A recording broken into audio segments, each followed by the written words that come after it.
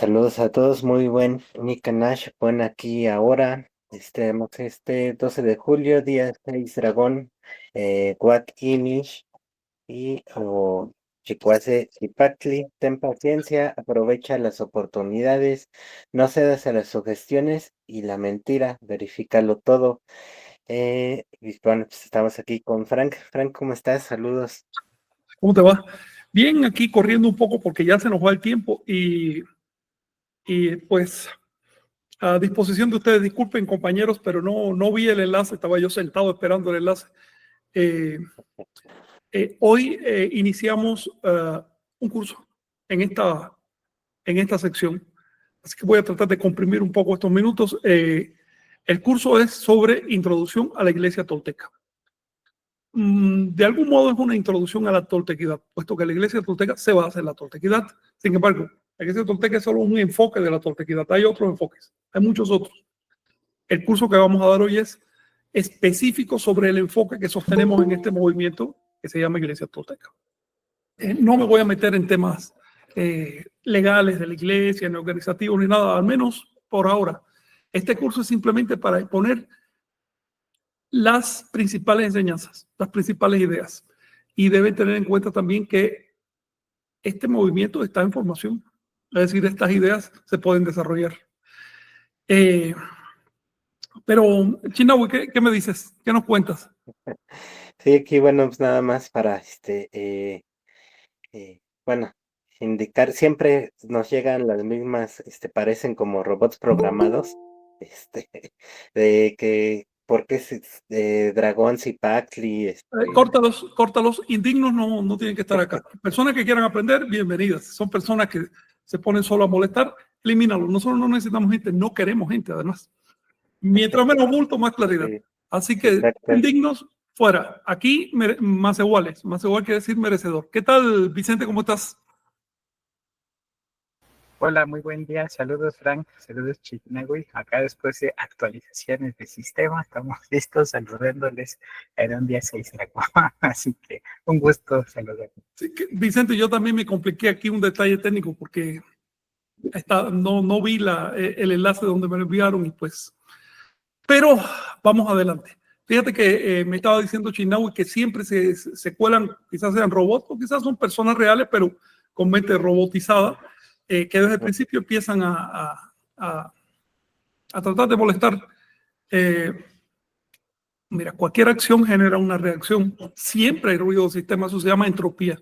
Eso se estudia hasta en física. Personas que pertenecen al rango de la entropía, no vale la pena dedicarle mucho tiempo. Simplemente bórralos y bloquealos, que no entren más, para que no sufran con la existencia de nuestro movimiento. Estaba diciéndole algo a los compañeros que es necesario que tengan en cuenta. La iglesia tolteca no está buscando público. Esto no es un show. Aquí no estamos vendiendo entradas para un show. Aquí no nos interesa la masa. No nos interesan los miembros. Nos interesa transmitir un legado. Nos dejaron un legado, lo estamos transmitiendo. Así de sencillo.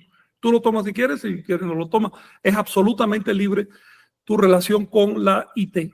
La información que te damos de acá es libre, es gratuita, puedes hacer con ella lo que quieras, excepto atribuírtela. Y pues, si además se te ocurre escupir la mano que te regala algo, bueno, simplemente te bloqueamos, eres solo un clic en Internet.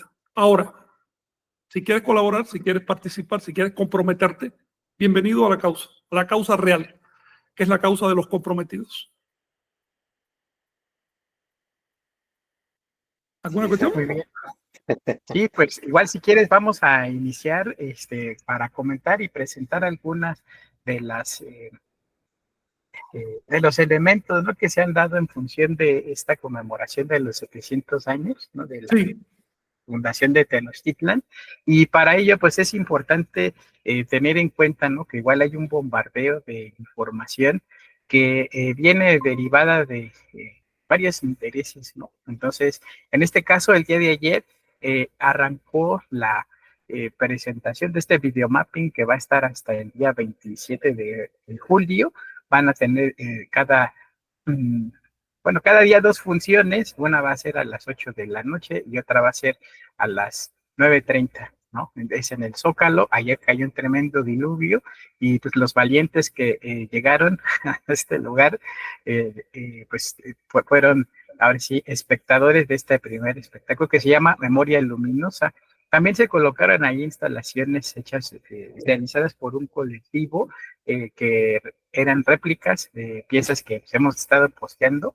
Y pues primordialmente la estructura que tiene este videomapping que se proyecta sobre el Palacio Nacional, sobre la Catedral Metropolitana, es en primera instancia el origen, ¿no?, de la fundación con justamente la migración y pues ya el avistamiento, ¿no?, del águila, tomando el águila posada sobre el nopal. Eh, Después, pues ya los sucesos que dieron origen a esta gran ciudad, esta megalópolis que tiene casi 23 millones de habitantes con su área conurbada. Y en este sentido, pues el primer bloque, el origen, la fundación, es nada más del entorno mexica, aunque esta historia pues va más allá de los mexicas, ¿no? La cuenca del Valle de México, particularmente Valle de Anáhuac, fue ocupada por culturas tan antiguas. Hubo paso aquí de los toltecas, ¿no?, de Tula hace 1000 años, de la época de Xiacatopiltzin, anteriormente de los teotihuacanos y mucho más atrás, la cultura de Cuicuilco, ¿no?, que se ubica allá que dejó sus vestigios en lo que ahora son el cruce, ¿no?, de Insurgentes y Periférico por la erupción del volcán Xitle. Y pues ya después del el encuentro de dos mundos que fue en las cuadras de aquí del Zócalo, se da el contexto colonial, luego la independencia de México contemporáneo, y pues ya, eso es todo, ¿no? En ese sentido, pues vistoso, como decía, entonces para las masas, y si pueden caerle, pues lleguenle, y haremos ahí también un reporte, ¿no?, en medida de lo posible de cómo son estos elementos que actualmente se rigen por ahí, y pues bueno, compartirles también que estamos posteando una serie de imágenes. Este amigo Thomas Cole es realmente un tipazo, una persona que con este espíritu colaborativo, ¿no?, que se dio a la tarea de, de presentar, plasmar Tenochtitlan en 3D a través de un sitio maravilloso que es libre, es abierto. En este caso, compartimos porque vale muchísimo la pena explorar. Hizo una labor muy, muy importante en este sitio que se llama Retrato de Tenochtitlan, que vemos en pantalla. Hizo una reconstrucción 3D y pues ha sido quien mejor lo ha logrado con las herramientas que hay en la actualidad y pues con mucho entusiasmo. Él no era ni historiador ni antropólogo, él era programador, es programador y le metió al Blender, un programa de software libre, y pues comenzó a nutrir su propuesta visual en base a mapas, en base a planos, como el plano del mapa de Nuremberg, ¿no?, 1524. Hoy se los presentamos y pues nos dio unas recreaciones excelentes, las más apegadas, ¿no?, a lo que pudo haber sido en aquella época la Venecia del Nuevo Mundo. Inclusive vemos aquí estos paisajes de Tlatelolco y estas pues las verán plasmadas día a día hasta llegar justamente a la fecha del día 26 de julio, y pues realmente alucinante, ¿no?, lo que hizo eh, así pues investigador independiente que pues le pegó al gordo, ¿no? Y pues Sí, ha hecho mucho más que la UNAM, mucho más sí, que el Politécnico, y bueno, aquí también con contribución con SEMO, ahorita a ver si me acuerdo su nombre, haciendo la recreación, ¿no?, del paisaje actual, el que pudo haber sido hace 500 años. Y pues bueno, tomaron de referencia la traza de la ciudad, lo cual es excelente. Y pues bueno, afortunadamente hay trabajo de Semodrón, así lo buscan, así lo encuentran. Este es el Cerro de la Estrella, por ejemplo, con el paisaje de las Chinampas hace 500 años, y pues vaya que ha cambiado, ¿no? Y también su paisaje nocturno. Entonces, es un trabajo literalmente de ensueño que nos transporta. Y pues si ustedes quieren explorar cómo era, les invitamos también a hacer este recorrido por el ensueño, ¿no? Y pues bueno, aquí están estas imágenes, son de crédito Creative Commons, o En este caso, habrán escuchado que hay copyright, copyleft. Bueno, en este caso dice, se puede compartir, atribuyan a quien fue su creador, y en este caso Thomas Cole, y para las imágenes del dron, Andrés Semo García, así es que iba a decir el pronombre. Entonces, son estas imágenes, la colaboración. Explórenlo, les compartiremos material. Pues bueno, esa era así como una introducción, ¿no, Frank? ¿Qué opinas de este trabajo? Está impresionante. He visto poco, pero lo que he visto está muy fiel.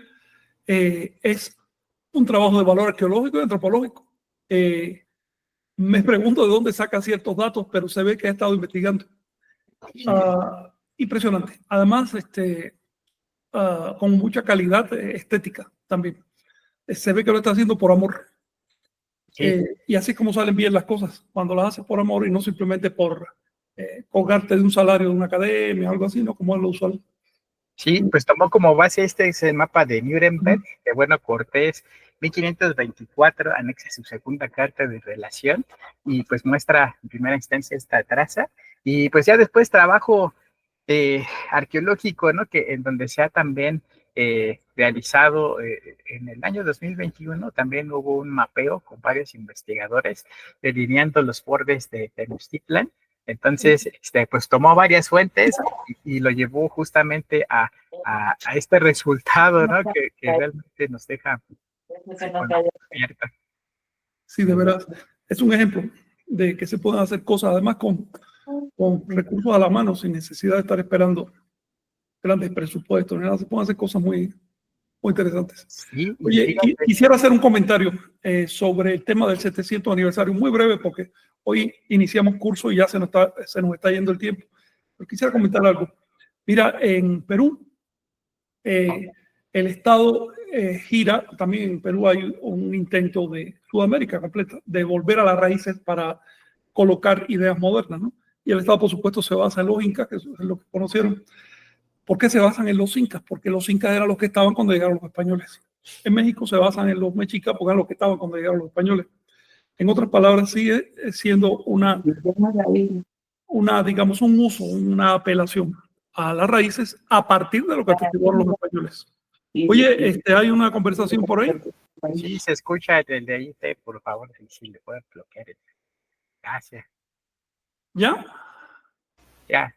Bien, voy a esto. Todavía existe en Latinoamérica la tendencia a definir el presente a partir de la llegada de los españoles y hasta la actualidad. No existe concepto, por supuesto, ni de Tahuantinsuyo ni Enagua a nivel oficial, ¿no? Pues a nivel de grupos sí, pero aún así da trabajo. Incluso los grupos que, por ejemplo, yo me acuerdo hace 20 años, tú decías Anagua en las redes y todos los grupos mexicas te caían encima, decían que eso no existía, que Anagua solo era una universidad o que era el nombre del Valle de México, no comprendían el concepto grande de Anagua. Por supuesto, no habían leído la fuente. Todavía no las han leído, pero ya el concepto se hizo pegajoso, entonces lo empiezan a usar. Lo mismo pasa en Sudamérica. Tahuantinsuyo empezó un poco antes a usarse ese concepto, pero aún así, todavía a nivel de Estado y demás, resulta complicado. ¿Por qué? Porque la identidad de las naciones modernas de América depende de la invasión. Es una identidad reactiva a la invasión. Es decir, no se concibe, ni siquiera se entiende que hubo estados o que hubo historia en el sentido completo de la palabra antes de la llegada de los europeos. Muchos intelectuales de plano dicen que no hubo historia antes que comenzara la lucha de clases, es decir, la historia fue un permiso que dieron los norteamericanos y que dieron los europeos. Entonces, por supuesto, lo que hubo en México fue prehistoria para ellos. La mayoría de los intelectuales hoy, todavía arqueólogos, antropólogos de México, dice que no hubo estados, que no había leyes, que eran pueblos salvajes, caníbales sacrificadores. Y no lo dicen por conocimiento, lo dicen por ignorancia, porque si uno abre la fuente, ahí están las leyes, están las normativas del Estado y demás. La Confederación de Anagua es una cosa que se deduce y que está expresada en la fuente. Ese es asunto de estudiarlo. Voy a esto. Seguimos conmemorando la invasión española a través de los símbolos que podemos entender como estados criollos, es decir, como usuarios de la cultura cristiana como usuarios del español. Todavía hace falta un gran trabajo para que la gente empiece a entender que los 500 años de que llegaron los cristianos hasta hoy son nada en comparación con los 10.000 años de esfuerzos civilizatorios que hubo en Anáhuac desde que se creó el maíz. Y por supuesto también en Tahuantinsuyo. En otras palabras, falta mucho trabajo por hacer. A mí me parece muy bien que se conmemore la ciudad y demás, aunque la fecha no sea exacta, pero indica un intento, ¿no? Pero me parece peligroso que el sentido de identidad se quede entrampado en los mexicas. Los mexicas no llegaron a 90 años de independencia. Los mexicas son el pueblo más efímero de la historia de Anáhuac y además el que menos influyó en la historia como un todo, porque llegaron al final. Es decir, Teotihuacán se hizo sin saber siquiera que iban a existir los mexicas. Xochicalco, Chichén Itzá, las grandes realizaciones de Anáhuac no tenían previsto a los mexicas ni les importó a los mexicas. Los mexicas simplemente tomaron lo que ya estaba hecho y le dieron tremendo esplendor, pero solo vivieron con independencia menos de 90 años. Eso hay que tenerlo en cuenta. Y en total en Anáhuac estuvieron, desde que se fundó la ciudad hasta que llegaron los españoles, unos 200 años, desde que se fundó la Ciudad de México. Y su presencia, digamos, unos 350 años. En otras palabras, los mexicas no son la muestra de Anáhuac. Si queremos encontrar raíz, si queremos ir al fondo, tenemos que aprender a distinguir los fenómenos superficiales de los profundos. Tenemos que entender, por ejemplo, que los mexicas no crearon nada. El arte lo heredaron, el calendario lo heredaron, la lengua que usaban la heredaron de otros. Es decir, no son el centro de Anáhuac. Yo tengo mucho respeto por los mexicas, no los desprecio. Pienso que son una cultura formidable, pero pienso que es una trampa identificar a Anáhuac con los mexicas, porque te da la impresión de que ya todo está hecho, ya recuperaste la raíz y realmente no estás viendo nada. Si los mexicas no hubieran estado ahí cuando llegaron los españoles, hoy no estaríamos hablando de los mexicas, el país no se llamara México, se llamara como el que hubiera estado, el que le tocó. Yo les invito a dejar de gravitar, dejar de orbitar el fenómeno de la invasión. La invasión no es lo que define a Anáhuac. Lo que define a Anáhuac es su esfuerzo civilizatorio de milenios. Y por eso es que insistimos en este espacio en hablar de Anáhuac, de darle el nombre que le dieron los antiguos. Para los que piensan que si es un nombre náhuatl no lo puedo decir, bueno, denle el nombre que les dé la gana. A mí la verdad me da igual. Pero mientras le digan México, están usando un nombre náhuatl. Así que esos pruritos y eso de estar colando el mosquito y tragándose el camello, como decía Jesús, pues no tiene sentido, no contribuye a las raíces. ¿Tienen algo que comentar antes de entrar directo en esta clase? Sí, pues que les invitamos a consultar las fuentes, ¿no? Ahora sí, lo que posteamos y nada, todo cuestiónenlo, vean, verifiquen, comprueben, contrasten, utilicen este método dialéctico, bueno, análisis, exploren, descubran, pues sean toltecas, mujeres y hombres de experiencia propia, y pues ahí nos encontraremos, ¿no? Algo Chignavi ya para arrancar. Sí, bueno, aquí dentro de todos tus comentarios acertados, Frank, bueno, pues así vemos mucho esa línea que sigue el gobierno, ¿no? Para tratar de darse como una identidad de que somos muy buenos, entonces reconocemos que hubo en la fundación de esta ciudad y pues ahora lo manejamos de este modo, ¿no?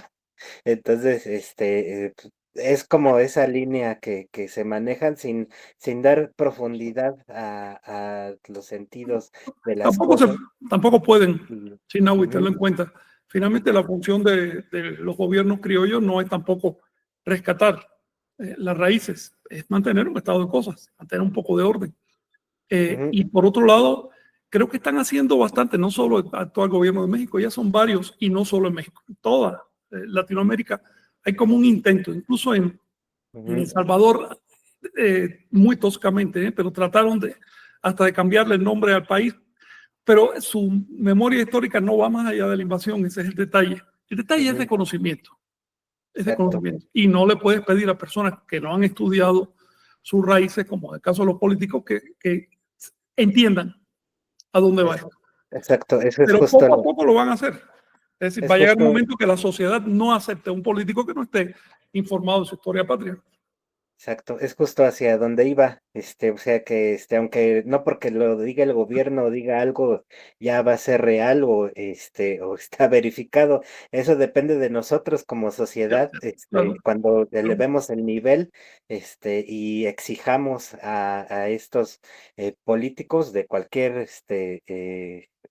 parte del mundo, se tienen que forzar y van a tener que terminar, por estudiar, ¿no? Pero sí depende de nosotros que hagamos esa presión social para que, Sí.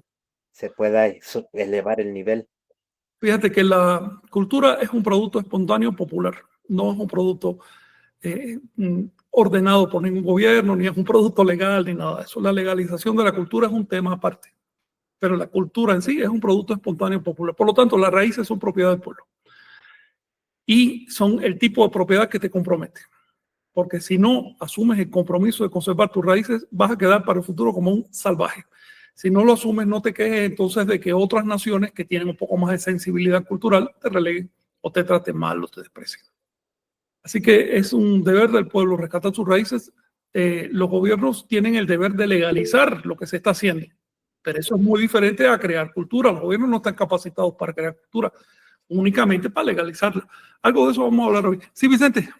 Sí, nada más brevemente para cerrar, así como decía John, ¿no? Chignaui, que pues tanto el gobierno no debemos caer en todo, tampoco en la academia, ¿no? En ese sentido, debemos ser justamente eh, ahora sí, reflexivos, autónomos y verificar, ¿no? ¿Qué discursos estamos recibiendo? Porque las universidades públicas, privadas que hay en México, pues realmente en lo que respecta a la historia y toda esta parte de la identidad, pues también tienen un discurso colonialista. Así que, Sí, pues, sí. verifiquen todo, no crean nada, no hay gurús, no hay vacas sagradas. Aquí lo importante es lo que tenemos y el patrimonio que es más importante que nos llegaron los antiguos, ahora sí, habitantes de Anáhuac, que como decías bien, pues antes de los mexicas hubo un linaje anterior hasta los olmecas, pues fueron estas fuentes primarias, ¿no? Estas, también las secundarias, los códices, las obras y sobre todo que hay un montón de material que no ha sido traducido y que debemos antes de crearle a un gobierno, a una universidad, a una escuela, ir hacia las bases. Eso nos los dan la lengua, el calendario y conocer justamente este simbolismo plasmado en sus obras de arte, que es yo Y la creo que es literatura sagrado. sagrada que queda, que ha sido la gran olvidada, la gran relegada de los esfuerzos bueno, lo que es la arqueología y la antropología mesoamericana de hoy, simplemente olvidó ese detalle y por eso va a aparecer cada cierto tiempo, cada cierta cantidad de siglos, se renuevan las instituciones radicalmente. Y pues el enfoque actual de la antropología y la arqueología no va a sobrevivir. Digamos, probablemente ya no llegue al siglo XXII, va a haber otro enfoque propuesto por personas no académicas, no oficiales, pero con mucho más conocimiento, más compromiso y más de todo, más herramientas incluso. Estamos viendo ahora también un divorcio entre lo que pueden hacer las instituciones oficiales y lo que puede hacer un particular, si sabe usar bien las herramientas. Te pongo el caso de la traducción de los textos sagrados. Toda la academia junta no pueden hacer una traducción correcta. Así. Les ha faltado tiempo para estudiar una lengua clásica antigua de América. De eso se trata. Y por otro lado, repito que la cultura es una propiedad del pueblo, pero por eso mismo también genera un deber. Es el pueblo que tiene que mantener su cultura, es el pueblo que tiene que decirle al gobierno, mira, lo quiero así, así, así, así, pues finalmente es su derecho. ¿Ve? Pero claro, para eso necesitamos difundir la información. La gente tiene que saber, si no, imagínate. Si me permites compartir, Claro, hay y qué listo, excelentes dibujos esos, son hipnóticos.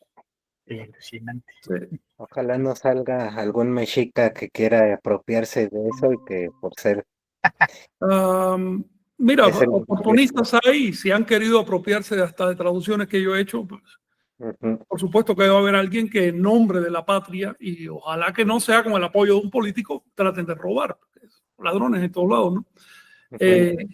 Pero hay que distinguir muy bien lo que es patrimonio del esfuerzo que hace un individuo o una institución para rescatar, para limpiar, para difundir ese patrimonio. Son cosas diferentes. Y pues los ladrones no quieren distinguir esas cosas porque finalmente les interesa ir a un trabajo ya hecho, ¿no? Pero les pasamos por arriba. Finalmente existen ciertas leyes que todavía se cumplen cuando de plano las leyes diseñadas para destruir las raíces estén por encima de los derechos internacionales de autoría y demás, ahí sí vamos a tener un grave problema. Pero para ese momento contamos con la difusión. Ya una vez que se difunden las cosas es muy difícil. Mejor entramos en el tema de... Fíjense que hace un año y pico, creo, di unas cuantas clases, 11 clases, sobre el tema del Toltecapantli. Quisiera hacerlo cada año, este tema, con nueva información, con nuevos aportes y demás. Toltecapantli es el nombre que le di a un conjunto de, digamos, reglas ideológicas y organizativas concernientes a la Iglesia Tolteca. Es una obra de formación. Le he pedido a los compañeros que apoyen. Ha habido apoyo de un grupo de, digamos, de ministros de la toltequidad o de simpatizantes también, que han comentado de manera privada, me han estado diciendo cosas, y también grupos que hemos sostenido en privado, y así se ha ido conformando de alguna manera esta obra. El Toltecapantli significa regla tolteca. Pantli quiere decir bandera, puente, elevado, altar, y también regla, reglamento. Así que Toltecapantli, regla tolteca. Vamos a incluir aquí algunas notas etimológicas y cosas así para que sirva como clase. Y la voy a hacer leve, no muy profunda, porque es introductiva, es para cualquiera que quiera escuchar esto. Fíjense que digamos, fundamento de todo este asunto, ¿cómo empezó todo este asunto? Empezó hace mucho tiempo.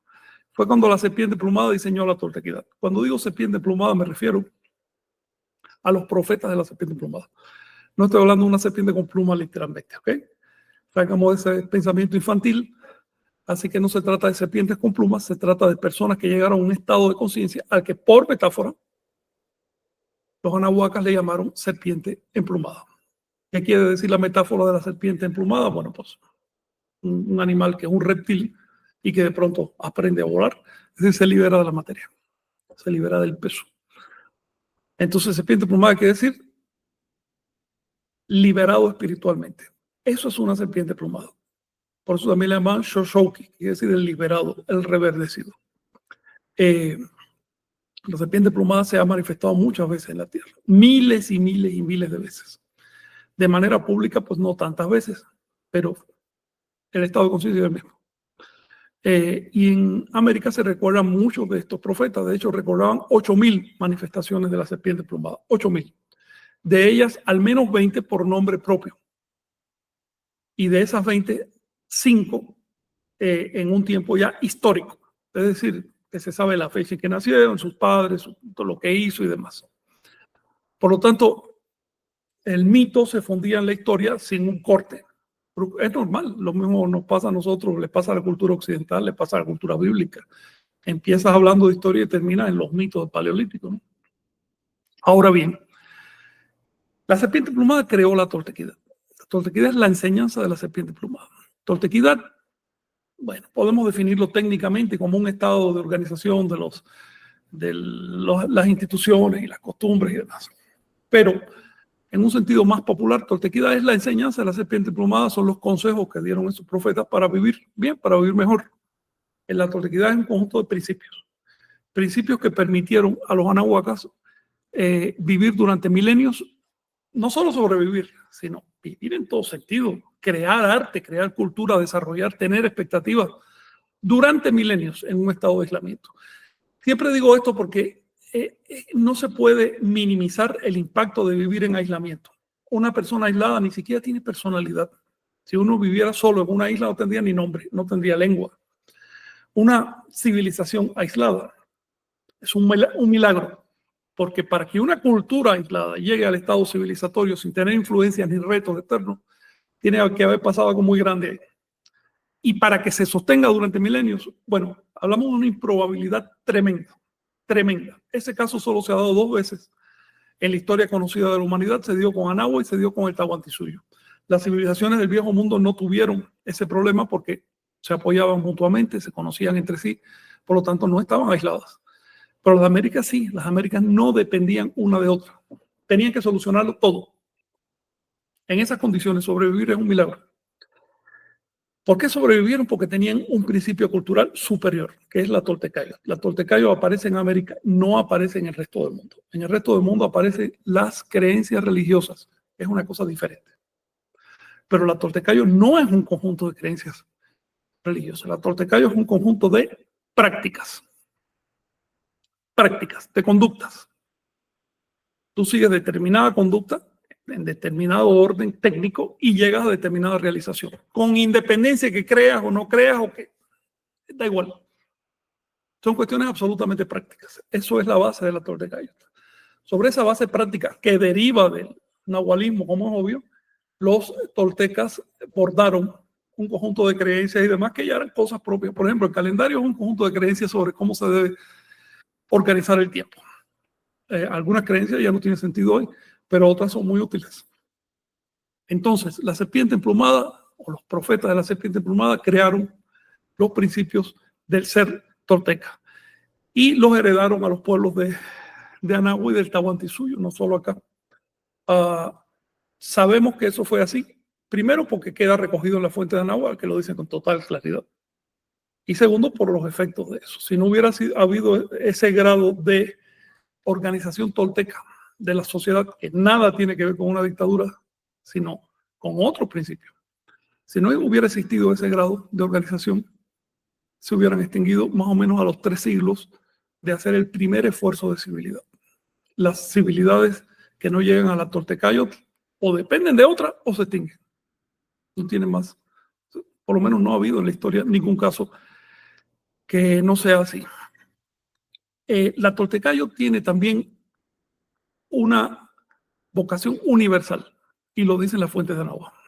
Dice, porque en toda la tierra se escucha tu nombre, has ofrecido la toltequidad a los seres humanos. Así más o menos dice uno de los cantos náhuatl.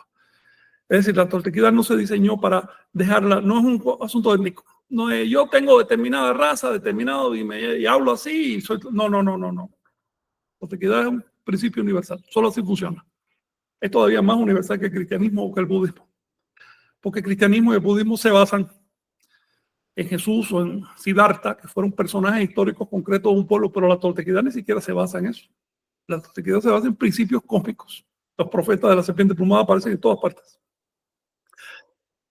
El hecho de que sea universal es para nosotros una orden. Nos compromete a llevarlo a toda la tierra. Eso es lo que estamos tratando de hacer como iglesia tolteca. Hace 5 siglos la toltequidad se ocultó debido a la invasión cristiana y hoy está renaciendo. Quiero decirle que ese ocultamiento casi la mata, casi desaparece. Pero no desapareció por completo. Hemos visto ejemplos muy gratos de la persistencia de los principios toltecas. Y pues aquí estamos. Si tienen algo que opinar. Sí, Franco, y bueno, como bien comentas, la toltequidad es una práctica también y es el arte de vivir según Molina, ¿no? Lo relata en el siglo XVI y que la tolteca como tal también en el contexto académico, histórico, arqueológico, antropológico, pues es un invento que se dio en el siglo pasado con el hallazgo justamente de este sitio, Tula Xicucotitla. Pero si nosotros nos metemos a las fuentes, vemos justamente que tolteca, que su significado pues, también se le atribuye como el artista, va más allá de las fuentes náhuatl, también se ubican en las fuentes mayas y se le da justamente este valor. O sea, el tolteca es la persona formada justamente con este arraigo en la toltecayo, en la práctica, vivir en la práctica integral. Y no solo a este periodo que fue hace 1000 años, ¿no? Que tuvo su esplendor, de donde partió Seacatopiltzin, que sacó a hacer su aventura a todo el Anáhuac, ¿no? Llevando justamente ese mensaje y este modelo que funcionó y que hizo posible la revitalización de los mayas y de sitios maravillosos como el propio Chichén Itzá, como Uxmal, la propia creación de Mayapán, con el nombre con el que ahora conocemos a los mayas. Entonces, es importante remitirnos más allá de las fuentes de los inventos, como es también en este caso Mesoamérica. Igual se inventó ese concepto a mediados del siglo pasado y pues ahora se pone así como una piedra, así filosofal, ¿no? Y no antes de Mesoamérica, si ustedes buscan a principios del siglo XX, no hay nada de Mesoamérica, ¿no? Como dualidad y otras dogmas que justamente están institucionalizados por vacas sagradas, que pues no es, que es importante cuestionar, ¿no? O sea, todo hay que poner justamente qué es lo bueno, qué es lo malo, nadie es perfecto, ¿no? En este sentido, tenemos puntos que nos faltan, pero siempre buscando justamente elemento tolteca, ¿no? Que es buscar ir por el medio, avanzar, no caernos, y pues mantenernos por el lado correcto, ¿no? Que en este caso, pues es la toltecaya, es la evolución, es la mejora continua, es el esfuerzo, el intento, y ganarse las cosas con merecimiento. Es un intento evolutivo basado en el merecimiento, lo has definido.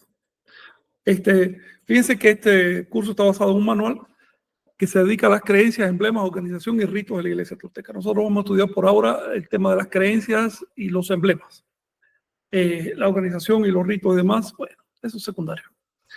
No obstante, si alguno de ustedes se interesa por ya los aspectos internos de la Iglesia Tolteca, bueno, supongo que esto esté en alguna página, este tipo de información después. Ahora bien, las instrucciones de este manual son generales, es importante tener eso en cuenta. Estamos obligados a tomarlas con juicio crítico. Si no tomamos estas enseñanzas y las tamizamos a partir de nuestra propia experiencia de la vida, sería una secta.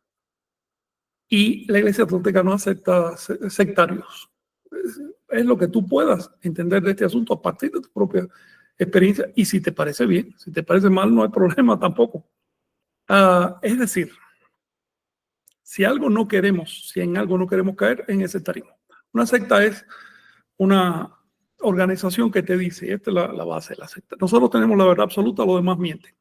Nosotros aquí te estamos diciendo lo contrario. No tenemos la verdad. Si quieres la verdad, sigue de largo y métete en otro lado. Aquí no tenemos la verdad. ¿Ok? Así que si andas buscando la verdad, hay un montón de iglesias por ahí. En México hay 30,000 iglesias. No, 10,000 iglesias legalizadas, 30,000 iglesias cristianas en el mundo, no sé cuántas musulmanas. Puedes meterte en cualquiera de ellas, todas ellas te prometen verdades. Aquí no manejamos el concepto de verdad, aquí manejamos el concepto de sacrificio. Así es. Lo que queremos en la Iglesia Tolteca es colaborar. Queremos servir, queremos apoyar, queremos sacrificarnos nosotros mismos por una causa. Si tú estás dispuesto a sacrificarte por una causa, bienvenido al club. Si lo que quieres es encontrar un sitio que te resuelva tus problemas existenciales, filosóficos, no es aquí. Aquí consideramos que el universo no tiene solución. Sí, no tiene solución.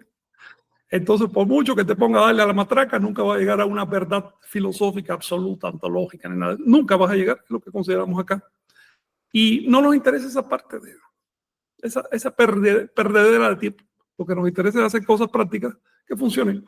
Las raíces se están extinguiendo. Si no nos ponemos ahora mismo a trabajar en un siglo, quienes vivan entonces nos van a mirar como puros salvajes. Así que lo menos que puede hacer una persona que esté en la tradición o en algo vinculado con las raíces, mínimo. Conoce tus lenguas clásicas. Deja de fingir. Tira toda esa pluma a la basura y ponte a estudiar, que eso es lo que necesitan agua.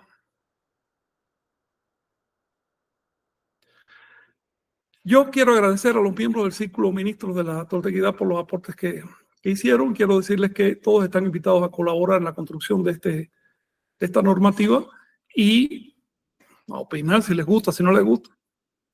Y ocasionalmente surgen ideas muy buenas y las podemos desarrollar por acá. El tema 1 que vamos a tocar es la palabra Macehual. Esta palabra es la que define lo que queda de las creencias de Anáhuac. Fue impactante para nosotros llegar con los mayas Cruzop y encontrar que ellos se llaman así Macehuales. Yo soy Macehual, es lo que dicen. Y eso que es una palabra náhuatl, pero la incorporaron totalmente, soy Macehual. De hecho, ellos no saben qué es náhuatl, piensan que es tan maya como cualquier otra, ¿no? Y vamos a la realidad, la palabra Macehual, si bien es náhuatl, se basa en una raíz muy anterior a la lengua náhuatl y de uso general en toda Mesoamérica, ¿no? En todo náhuatl. De manera que ese es el término que nos unifica. Sospecho que ese término se usa incluso hasta el norte de México, puede que hasta el sur de los Estados Unidos, porque estoy viendo que tiene demasiada extensión. El término Macehual, en náhuatl se dice Macewali, ¿ok? No Macehual, no, Macewali. Pronúncialo tal como lo ves ahí. Por eso es que lo escribimos así, fonético, para ayudar a pronunciarlo bien.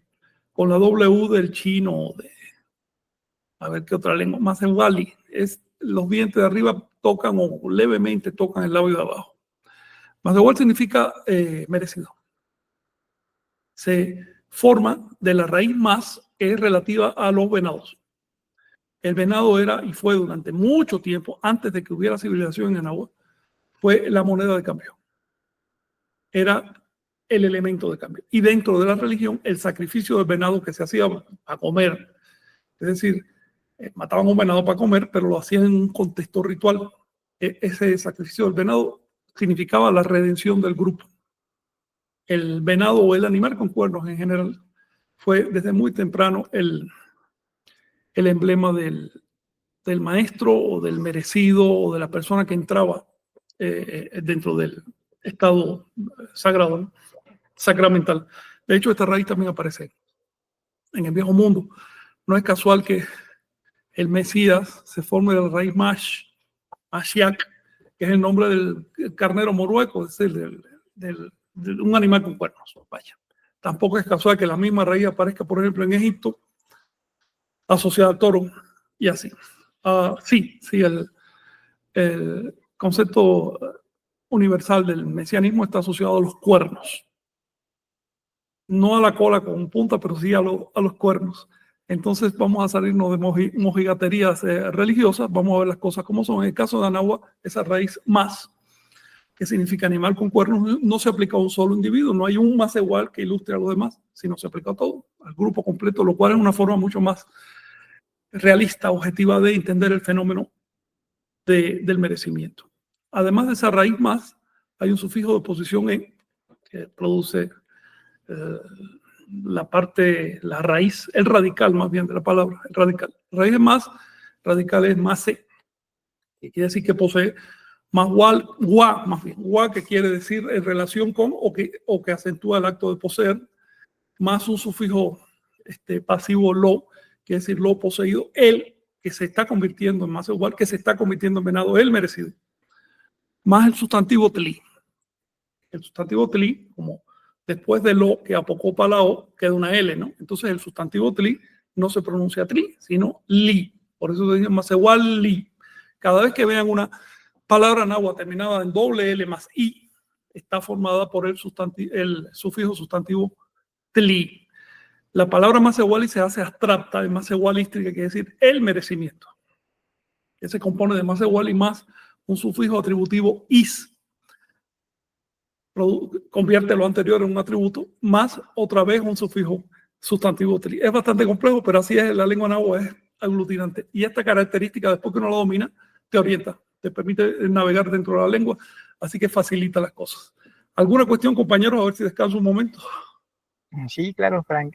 También, pues bueno, recordar que justamente ese día 3 de mayo de 2021 que conocimos allá a don Cornelio, le platicamos, ¿no? Nos presentamos con él, pero justamente al momento de decir, pues venimos, ahora sí, pues queda también del libro sagrado y demás, y somos más igual, y él dice, más igualó, más igualó. Entonces, ya él le brillaron los ojos y pues nos contaba justamente de las hazañas que hacían los macehuales en este caso en la resistencia, ¿no? Con la lucha de la guerra de castas, inclusive hasta los sitios donde tenían sus trincheras y demás. Y pues bueno, quería comentar el aspecto de cómo es que en la academia, los historiadores, arqueólogos nos dicen, no, había una estratificación social en donde estaba de Tlacuani, de Cihuacóatl y hasta abajo, los macehuales, ¿no? O sea, como también haciendo en este aspecto menosprecio, ¿no? En ese sentido, y sin embargo, los mayas, como bien decías, ¿no? Pues todos somos Macehualov, ¿no? Sí, claro. Si lees los sermones, los parlamentos de los tlatoanis en los huevos de Tlahtoli que se han conservado, ves que lo primero que ellos dicen es somos macehuales. De ninguna manera se separan. Macehuali llegó a significar persona humilde o persona aceptada en la sociedad porque trabaja. También llegó a significar trabajador. Una persona que vive de su trabajo, no de una renta o algo así. Eso es un Macehual. Y todo el que trabajaba en aquella sociedad era Macehual. De hecho, el que no quería trabajar no cabía. Entonces, estas divisiones, estas estratificaciones, por supuesto que había estratificaciones sociales, como en toda sociedad, es necesario para la dirigencia, pero no eran impermeables y tampoco se usaba el nombre de Macehual en forma peyorativa. Si algún antropólogo o algo así lo duda, que lean el huevo de Tlahtoli. Ahí hay 500 páginas de sermones que hablan de ese tema. Que lo lean en náhuatl, de ser posible. Pues si ya traducido, imagínate, tú estás a expensa de lo que traduzca cualquiera, ¿no? Continuamos. Fíjense que Macehual es quien honra el sacrificio personal de los profetas de Anáhuac, conociendo, practicando, actualizando y desarrollando sus enseñanzas. ¿Qué significa esto? Macehual es una persona que merece. ¿Merece qué? ¿Se hace digno de qué? Pues del sacrificio de los profetas. ¿Cómo? ¿Cómo se hace digno de ese esfuerzo? Emulando ese esfuerzo, ayudando ese esfuerzo, contribuyendo. Eso es un Macehual. Una persona que crea. Eso es un Macehual. Por eso, cuando se usa la palabra Macehual, no se usaba así de manera accidental en el pueblo, significaba trabajador, alguien que está creando. En el caso de la iglesia tolteca, Macehual es quien conoce primero para saber de qué se trata, porque en la iglesia tolteca no se acepta gente que no sepa de qué se trata. Después practica, porque no es solo saber intelectualmente, llevarlo a la práctica y ver si funciona o no. En tercer lugar, actualiza la enseñanza. ¿Por qué? Porque si tú te quedas trabado en una enseñanza que se diseñó hace siglos o milenios, no vas a reflejar las condiciones actuales, te vas a tratar de imitar las condiciones de hace tanto tiempo. Estaba viendo unas personas ahí que querían sacrificar una vaca porque la Biblia dice que hay que sacrificar. Señores, eso fue hace 3.500 años, porque en ese momento se comían la vaca, ahora ya no es así. La misma Biblia te dice, yo no quiero sacrificio, quiero misericordia. Ese pedacito se le olvidó, quieren sacrificar una vaca para que regrese el Mesías. En el caso nuestro tenemos que actualizar cualquier enseñanza, por perfecta que nos parezca. Cada cierto tiempo que revisarla. Es como la ortografía de la lengua. Si no actualizamos la ortografía, por muy fonética que sea hoy, en 500 años eso ya no va a ser fonético. Te lo aseguro. En 200 años ya va a haber 1 o 2 cambios. Y eso se van a ir acumulando. Y lo mismo pasa con las enseñanzas toltecas. Adaptarlas a las necesidades reales. Imagínense, por ejemplo, que es posible que en lo que queda de siglo, digamos, haya una gran intrusión de la inteligencia artificial o de los robots, de quién sabe cuánta cosa, la biotecnología en nuestra vida. Puede que cambie hasta nuestro ser genético. Puede que nos convirtamos literalmente en otra especie. Puede que nuestra vida cotidiana sea sumamente diferente de la que tenemos hoy. Pues hay que adaptar las enseñanzas toltecas, ¿o qué? ¿Vas a querer seguir vistiendo con una manta tejida a mano, con un nudito en el... Y por otro lado, en cuarto lugar, hay que desarrollar las enseñanzas toltecas. Un Macehual está obligado a desarrollar estas enseñanzas. ¿Por qué? Porque los profetas de Anáhuac no sacaron las enseñanzas de un estado sobrenatural, sino que las crearon, las desarrollaron. Para honrar ese esfuerzo, nosotros tenemos que intentar por lo menos seguir ese desarrollo. Te pongo un ejemplo de lo que es desarrollo. Todos nosotros heredamos una lengua. Digamos que heredamos el español. ¿Bien? Y aprendimos cuántas palabras sabe cada uno de nosotros. En promedio, entre 7 y 10 mil palabras, usamos 5.000 cotidianamente. Bien. Cada una de esas palabras fue creada por alguien. No bajó del cielo. No salió de una piedra, no la dijo un animal. Fue creada por alguien. Y fue canonizada por un grupo. Cada una de esas palabras en su momento fue una mala palabra o una mala pronunciación de una lengua anterior, que no era el español. ¿A dónde voy con esto? ¿Cómo honras ese esfuerzo creador que nos permite comunicarnos? Bueno, inventa, aunque sea una palabra útil, no una pesadez, una cosa útil.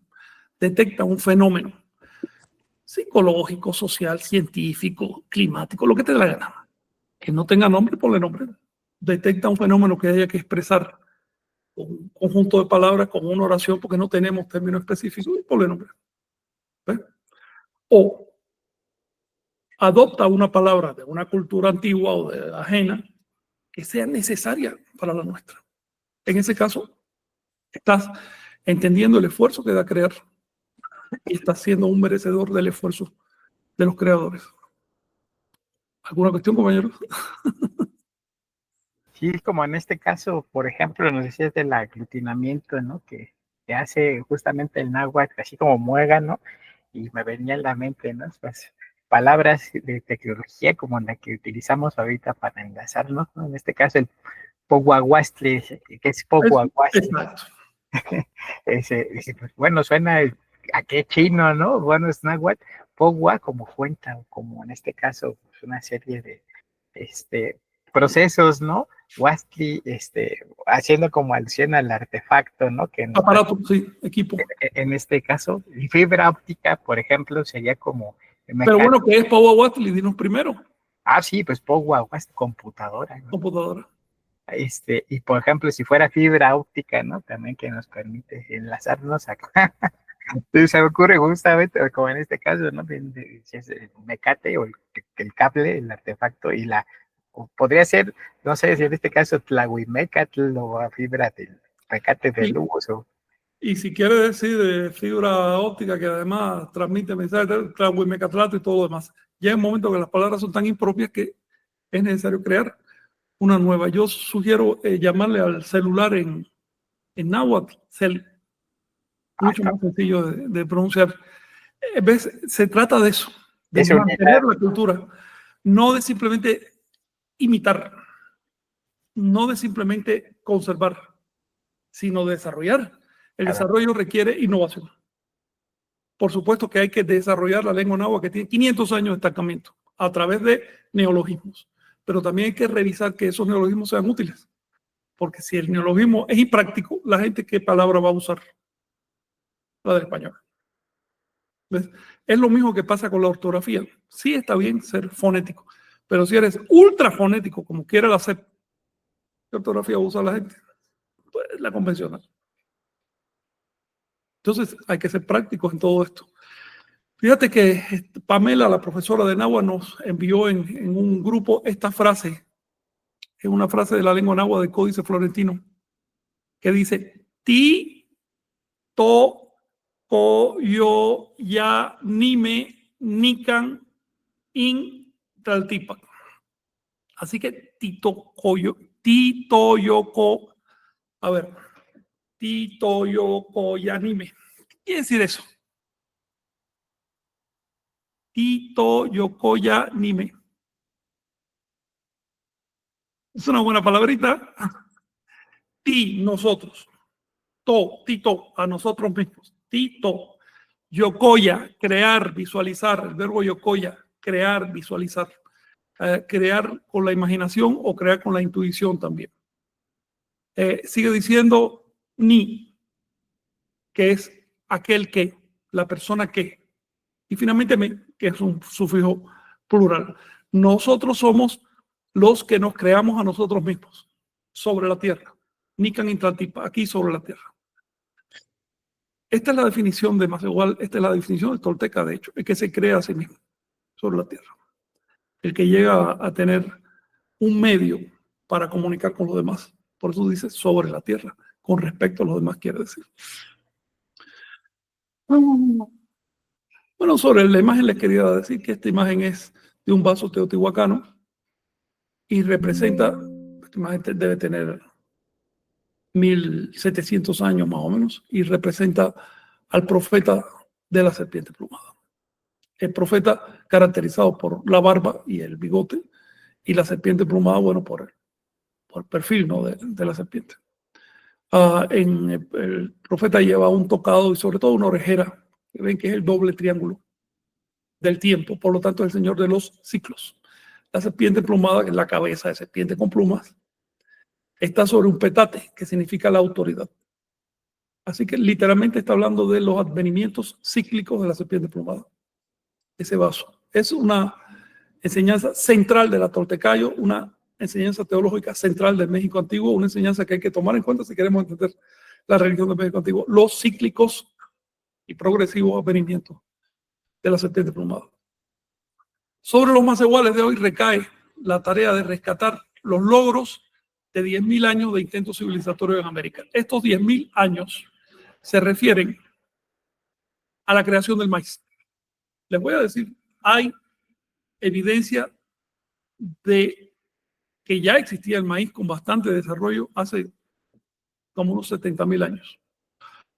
Pero en todo caso su cultivo era de huerta. Era una huerta al lado de un río, una cosa menor en todo caso. No era la base de la alimentación. Mientras hubo casa mayor y demás, no era necesario cultivar. Cuando se extinguió la casa mayor, todos estos cultivos que se hacían, que se habían hecho durante 100.000, 200.000 años, en pequeñas huertas como complemento, hubo que extenderlos y empezó la experimentación intensiva. Entonces surgió el maíz de tipo actual, que es un producto no natural. El maíz de la naturaleza es una hierbita con unos granitos duros que no se pueden comer.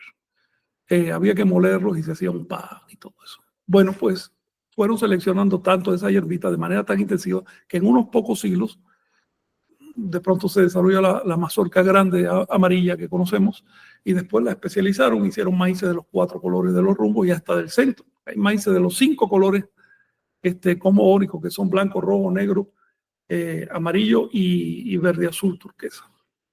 Pues bien, el hecho de que se desarrollara el maíz y se hicieran cultivos enormes de maíz significa que había poblaciones grandes que mantener. Y por otro lado, para poder hacer esos cultivos hacía falta organización social. Cuando aparecen los cultivos de cereal en la tierra, donde quiera que aparezca, ya hay proto-civilización. América no es la excepción. Ya se sabe que el maíz de tipo moderno se cultivaba hace al menos 9.500 años.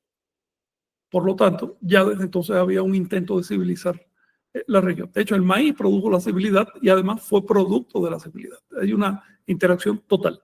Y puesto que la civilidad definía al ser humano en el México antiguo, el Pinto recogió esto en la idea de que estamos hechos de maíz. Ahora bien, esto es solo la base, esto es solo el inicio. Nuestra idea es recoger toda la experiencia nahuaca desde ese momento hasta la invasión y a partir de ese punto continuar su desarrollo. Porque si solo nos quedamos con lo que había hace 500 años, le estamos pagando tributo a los invasores. ¿Ves? Ah, no, mi abuelo me dijo que era así porque era cuando llegaron los... ¿Y después qué? Si no hubieran llegado, ¿qué hubiera habido? Hasta esa pregunta. Si no hubieran llegado los invasores, ¿cómo se hubiera desarrollado la civilidad y la cultura? Estamos obligados a hacernos esa pregunta. Tenemos que darle desarrollo a náhuatl sobre cauces de raíces con un sentido lógico, pero no dejarlo trabado en el momento en que llegó a España. Cuando llegó a España en Anáhuac no había, por ejemplo, vidrios. No se usaba la rueda así para transportes. Hay cosas que ya no son prácticas. Por ejemplo, traer pescado fresco, una cesta impermeable sobre la cabeza desde la costa, esto es una tontería en este momento, ¿no? Pero claro, en su momento fue necesario. O traer nieve del Popocatépetl para hacer helado y poderlo vender en la plaza. Eso fue necesario en esa época, ahora ya no tiene que hacerlo. En este momento existen otras cosas. Claro. Estamos en evolución, como dices en el idioma, ¿por qué no decir ser? Sí, para que ya no, las palabras cada vez son más largas porque eran tan detallistas que cada palabra te lleva a un concepto, entonces vas a aglutinando. Ahora todas las civilizaciones tienen palabras para describir sus intereses. Cambian los tiempos y uno de dos, o abandonamos la cultura y adoptamos otra, o desarrollamos la cultura, es que no queda otra. Vicente nos puso un ejemplo de cómo se hace ese desarrollo. Los anahuacas no tenían computadoras, ¿ok? Pero no, en este momento tienen computadoras. ¿Cómo le vamos a llamar a eso? Bueno, pues Vicente propone el neologismo náhuatl, es decir, una palabra náhuatl de reciente creación, pohuahuatl, que quiere decir literalmente computadora. ¿Qué tiene de malo? Eso es desarrollo de la lengua. A quienes estén en contra de que se desarrolle la cultura, que no me lo digan por Internet, porque Internet es un producto sumamente moderno, reciente. Entonces, sé consecuente y dímelo al modo nahuaca, con señales de humo, invéntalo tú, pero no por Internet, ¿ok? ¿Algo más? Bendita evolución. Y hay que seguir con eso y con nuestras raíces, nuestro tronco, nuestras hojas y nuestros nuevos frutos. Y todo. Y la siguiente generación. La toltequidad tiene vocación de futuro. Es más, estamos previendo cierto futuro que ni siquiera prevé la cultura cristiana o la cultura moderna. Es necesario que los macehuales unan sus voluntades y concentren una masa crítica de intento. ¿Qué significa esto? Mira, si las voluntades están disgregadas, no importa que todo el mundo tenga el sentimiento, el deseo emocional de conseguir la resurrección de las raíces, la dignidad de la cultura. Mientras no se unifiquen las voluntades, no se va a lograr nada. Nada. No importa con los deseos que tengas. Te pongo un ejemplo ahí solo en Ciudad de México, quizás unos 200 grupos de tradición neomexica luchando para no unifican sus voluntades y por lo tanto no tiene ningún peso social. Cuando se crea una plataforma para que se unan un par de semanas y después se van porque tienen intereses personales y si no se les llega al interés personal, pues no permanecen. Esos son como los consejos que existían antes, que ahora no hay consejos de gente, no hay unión, estamos como particionados. A ver, la unidad de las tradiciones se mantuvo hasta fines del siglo XX. Ya en este momento no hay en la zona náhuatl. En la zona maya sí se conserva, pero va a desaparecer dentro de poco si no se hace algo hoy. Las voluntades no se unen porque cada grupo, cada persona, cada líder está viendo primero sus intereses particulares y después lo de náhuatl. Lo náhuatl es lo de menos. Están usando náhuatl como escalón para treparse, para ver si pueden resolver algún interés personal. Y por supuesto que eso no lleva a nada. Eso va a ser perder y perder y perder energía hasta que le llegue la rueda. Así de simple. ¿Cómo unificar las voluntades? Para unificar las voluntades primero tenemos que ver algo, tenemos que percibir algo en el ambiente que nos exceda a nosotros mismos. Un principio de unidad que esté por encima de nosotros mismos. Quien no es capaz de percibir eso no sirve para esta causa, es simplemente un relleno cultural. Todas las civilizaciones, todas las culturas, todos los proyectos, todas las religiones que han triunfado lo han hecho porque un grupo de personas fue capaz de anteponer intereses colectivos a los personales. Es tan simple que da miedo decirlo. Pero hay que repetirlo porque estamos viviendo en un momento tan egoísta y tan individualista que los intereses de una persona están por encima incluso de cualquier clase, de cualquier cosa. ¿A dónde vamos a llegar con esto? No me quiero quejar, pero bueno, es necesario que los macehuales unan sus voluntades y concentren una masa crítica de intento. Este concepto, la verdad, adopto la frase de Carlos Castaneda. Masa crítica.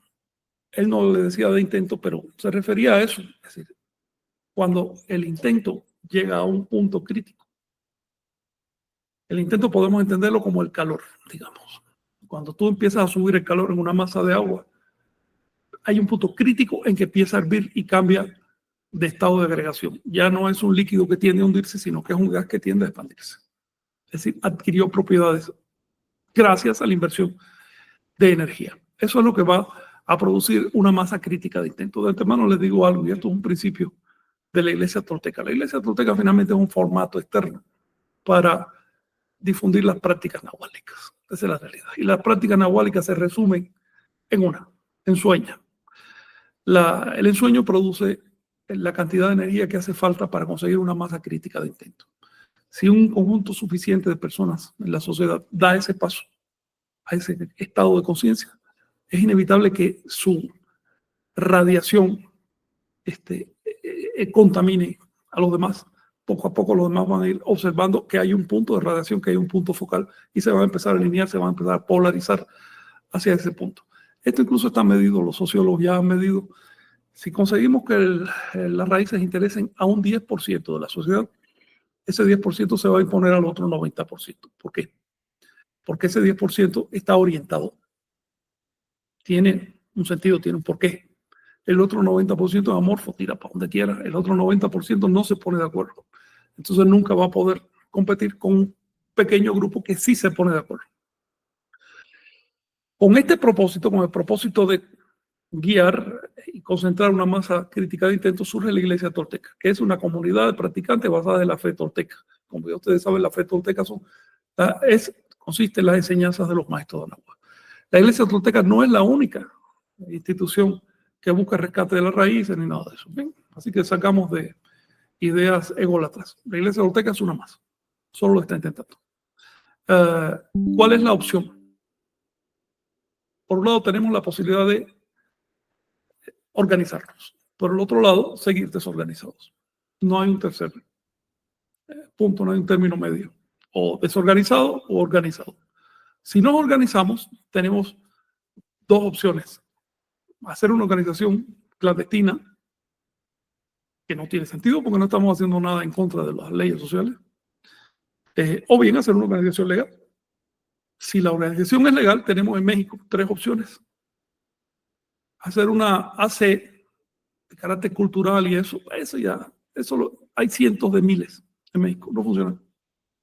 Tenemos la opción de hacer una asociación política nacional, que para eso se requiere cierta cantidad de gente y demás, y que te obliga a hacer ciertos pactos. Nosotros no podemos hacer esos pactos. Y la tercera opción es una asociación religiosa. Son las únicas tres que nos dan. Nosotros hemos elegido la que nos corresponde. Las personas que critican esto son de dos tipos. Las que lo hacen por envidia, que dicen, coño, eso debía hacerlo yo y no se me ocurrió o no pude. Y las que no han entendido estas disyuntivas, estas alternativas que estoy planteando acá. Son muy claras y son muy sencillas y además están expresadas en la ley. Así que es asunto de conocer también la sociedad donde nos movemos. Si queremos una cierta garantía legal para todo lo que estamos haciendo, tenemos que enfrentar este dilema. Los grupos nativos reales, los grupos de tradición auténticos, como los wixárikas, como los mayas y tantos otros, han comprendido esto y han optado por solicitar asociaciones religiosas.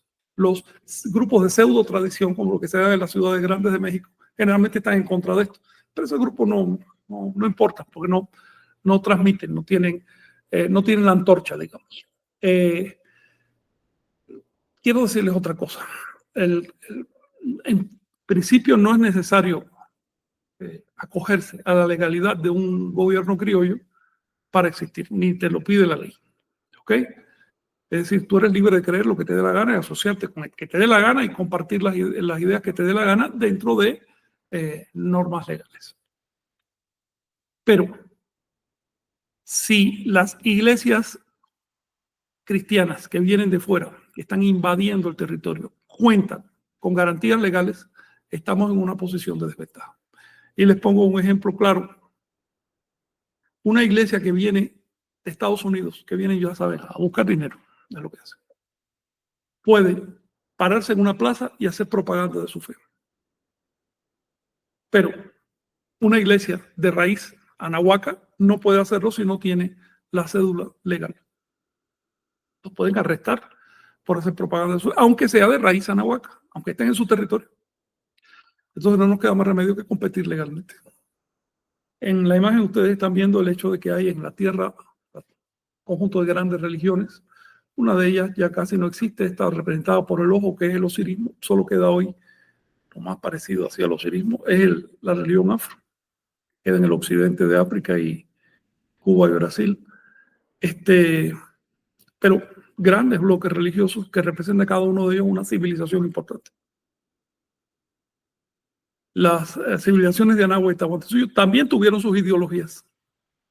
Y una de dos, o esas ideologías merecen ser legales o no se les legaliza. ¿Ves? Así de sencillo. Y quienes están en contra de que se legalice la ideología de Anáhuac están en contra de Anáhuac. Así que desde el punto de vista de la iglesia tolteca, todos estos detractores de la iglesia tolteca, por el solo hecho de ser una iglesia organizada, están en contra de Anáhuac. Y hay que decirlo con claridad. Algunos por ingenuidad, otros por maldad. Fíjense que la fe tolteca se desarrolló durante milenios. No fue una sola revelación. Tampoco se dio el fenómeno de que cada nuevo profeta de la serpiente emplumada anuló lo que dijo el anterior. No, no es como en el viejo mundo que surgió una religión nueva y las demás eran falsas. No, no. En Anáhuac, cada nueva revelación de la serpiente emplumada se sumó a la anterior. Y eso fue haciendo un corpus muy, muy, muy impresionante de ideología, un corpus prácticamente desconocido, solo lo manejamos dentro de la iglesia tolteca, no se maneja fuera, porque la ideología de Anáhuac, así a niveles profundos, prácticamente no se ha estudiado. Después de tanto esfuerzo, llegaron los salvajes que por aquella época quemaban personas, físicamente. Todavía las siguen quemando en sus mentes, ¿no? Pero por lo menos ya no se les permite quemar a una persona físicamente, pero en esa época sí lo hacían. Y esos salvajes trajeron su salvaje religión y la pusieron en Anáhuac hasta hoy. Esa es la realidad. Tenemos que comprender esa realidad para saber cómo nos movemos. Ese periodo de persecución fue durante toda la colonia y parte de la neocolonia. Es decir, todavía hoy estamos sufriendo persecución por parte de quienes no quieren que se recupere la ideología tolteca. Sin embargo, en la actualidad la persecución ya ha disminuido lo suficiente como para poder hacer este tipo de programas públicos. La toltequidad ha renacido y está, digamos que, asumiendo el encargo. Se conserva en un poema náhuatl que guardó Ixtlilxóchitl.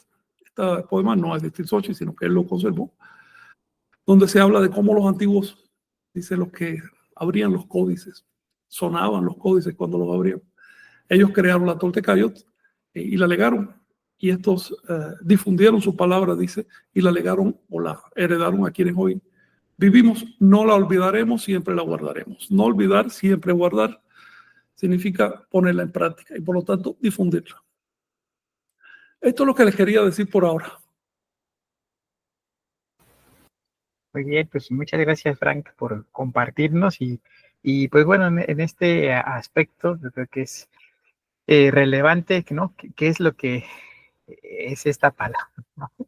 Iglesia y tolteca? Bueno, en este sentido lo vemos también ahí en, en el significado profundo, ¿no? De nuestra eh, identidad, ¿no? En este aspecto.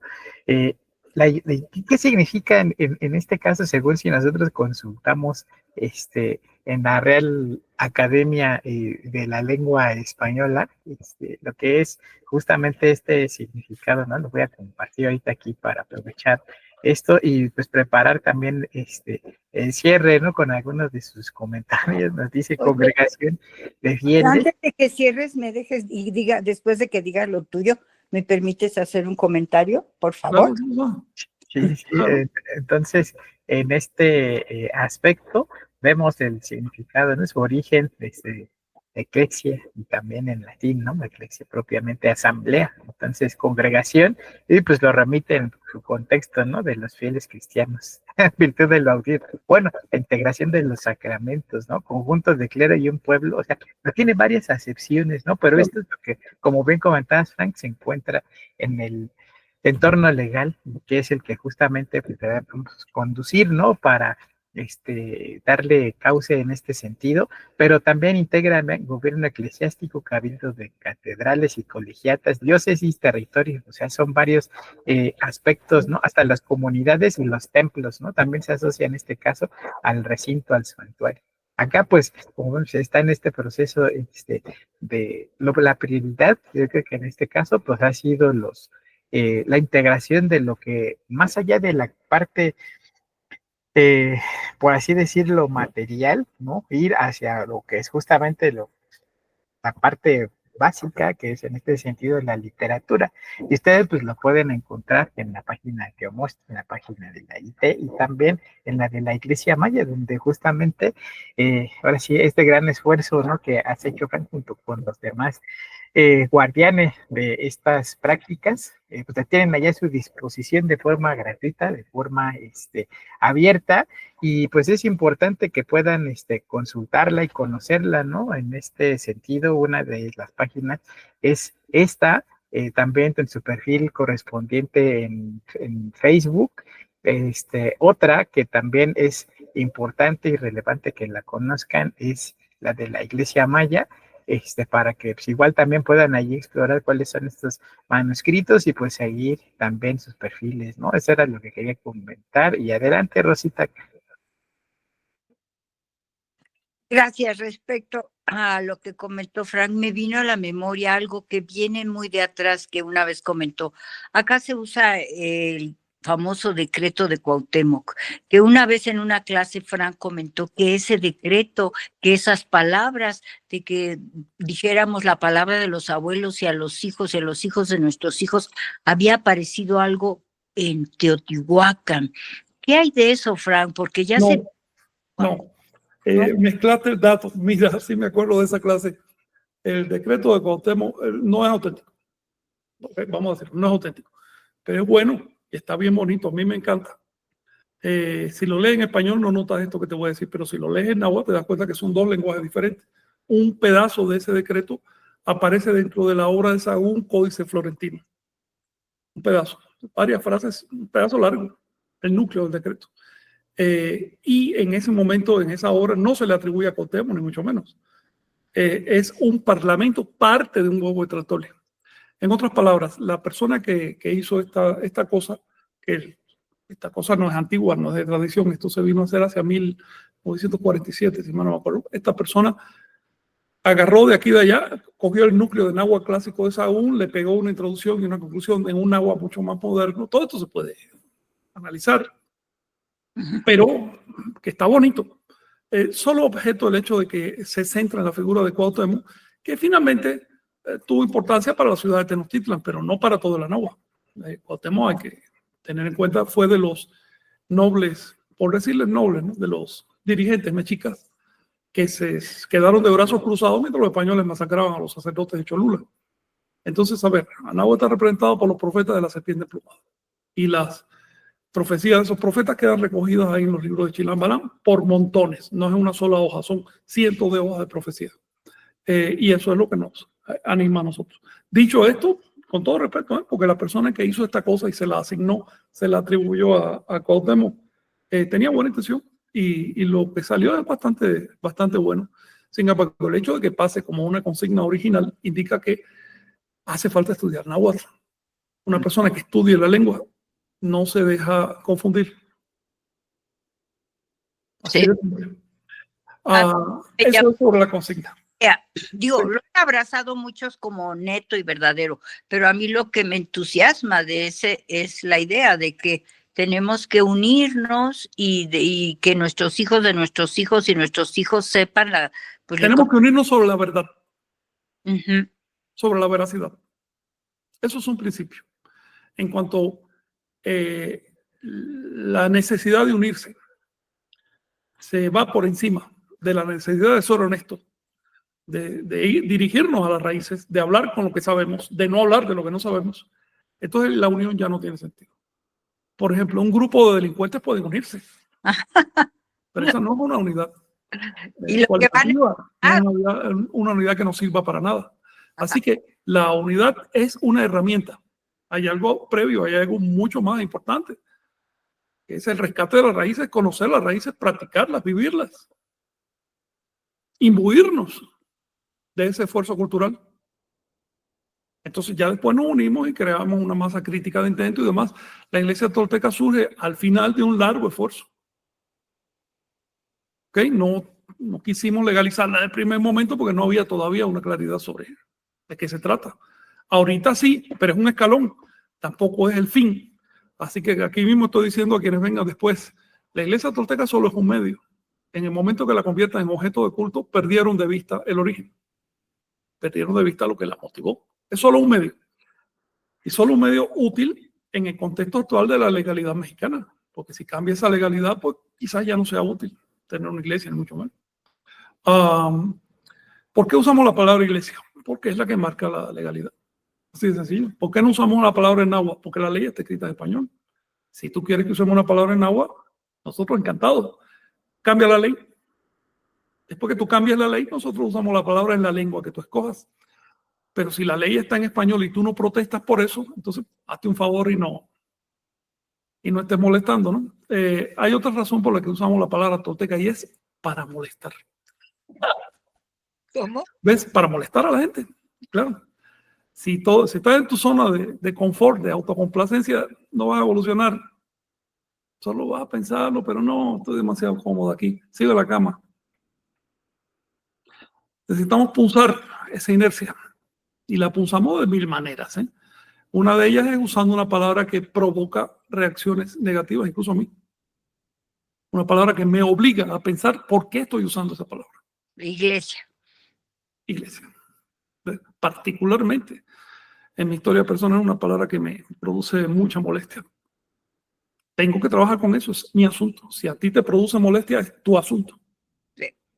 Entonces también la usamos por eso. Una tercera razón es porque esa palabra nos ha servido, nos viene muy bien como filtro, ¿verdad, Chinawi? Ujú. Sí, claro. Sí, se asusta, ¿no?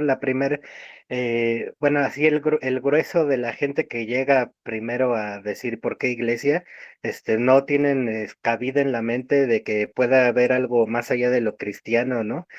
Ya cuando, o sea, son como robotitos, ¿no? Que siempre llegan los cristianos, a decir por qué usas esa palabra. Después llegan, los anticristianos, ¿por qué usas esa palabra? Después, o sea, los haces pensar que hay algo más allá de lo cristiano y les estalla la cabeza, ¿no? Los que Este, piensan bienvenido, los que no pueden ir, los que les estalla la cabeza, que se van a otro lado a molestar y finalmente lo usamos porque nos da la gana. exacto, no son, los cristianos no son dueños de las palabras y Así bueno, es. pues también hay. El que quiera cambiar esa palabra, que haga lo suyo. Tiene Ujú. que cambiar mucho. Dicho esto y con toda humildad, si hay razones para cambiar la palabra o se cambia la ley, ya no hay que usar esa palabra o algo así, encantados. No estamos amarrados a esa palabra. Igual hay que cambiar, pero por otra en castellano, pues dices, ¿qué onda? ¿No? ¿Pero por qué? Sí, por ejemplo, en lugar de iglesia, congregación, o en ¿Pero lugar, por qué? Como ya, usan los testigos de Jehová, ¿por qué? ¿por qué vamos a seguir usando? Pues porque esto se habla ahorita, lo que necesitamos es hacer que la gente conozca nuestro idioma, nuestra lengua, nuestras raíces. Y para eso lo vamos a hacer con otra palabra en español. Ese es un círculo vicioso donde Es un está. círculo vicioso. El problema no es lógico, no es racional, no es intelectual, el problema es emocional. Sí. Pero aquí estamos caminando. Aquí estamos caminando y de eso se trata, es el intento. Sí. Gracias, Frank. Gracias a ti. Y bueno, pues vamos Sí. a comenzar a saludar a todos los que han estado acá con nosotros, Reyes Estrada, también Nahual Tun, saludos con afecto y respeto a los Temacianitzinime de la Iglesia Tolteca, eh, nos comenta Ashkan Chicuase Zipactli y Miguel Rivas, muy contento de estar en compañía de todos ustedes este día Ikei, tercero de la fiesta de los señores, con el quinto señor nocturno como acompañante, gracias. A ver, Miguel, esto ya es demasiado. Tú podrías hacernos el favor, no sé cómo esté tu conexión, pero algún día, algún sábado más que otro, al principio, poner esta cantidad de cosas, porque es que Miguel está llevando unas tablas muy perfectas que hizo. Él lo ve en sus tablas, ¿no? Y me las ofreció, pues como yo no sé manejar ese programa, mejor sigo a la antigua, pero entonces tengo un déficit. Si Miguel, si tú quieres integrarte en la parte de calendario, pues adelante, hace falta eso. Ujú. Sí, exacto. José Nito Navarro, saludos toltecas desde Chile. Por fin en vivo nos encontró. X Lugo, todas las tradiciones tienen símbolos visibles que identifican a sus practicantes, desde la vestimenta hasta accesorios o marcas. ¿Existe algún símbolo que podamos portar con orgullo como practicantes toltecas? He pensado en el oli, no una espiral con mano al centro, quizás tatuaje en las manos. El rabo de Wizard, ¿no? Ajá. Espiral con mano adentro. En la iglesia usamos de manera legal para identificación el caracol cortado, en cualquiera de sus formas.